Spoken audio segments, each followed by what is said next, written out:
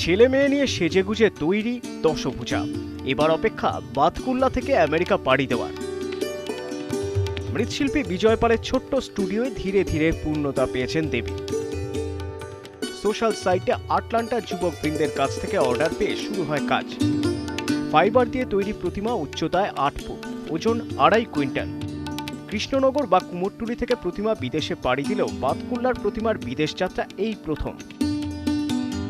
ফাইবারে লেগেছে raisin, mat, accelerator, ক্যাটরিজ, ভেনসক দিয়ে তৈরি।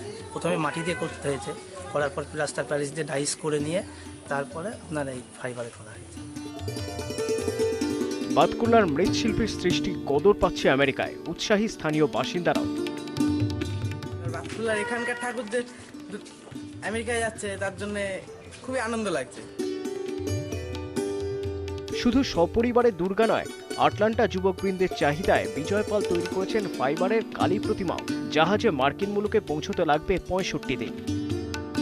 আটলান্টায় যুবকবৃন্দের মণ্ডপে এবার পূজিত হওয়ার অপেক্ষা। নদিয়া থেকে রঞ্জিত সরকারের রিপোর্ট, ইটিভি নিউজ বাংলা।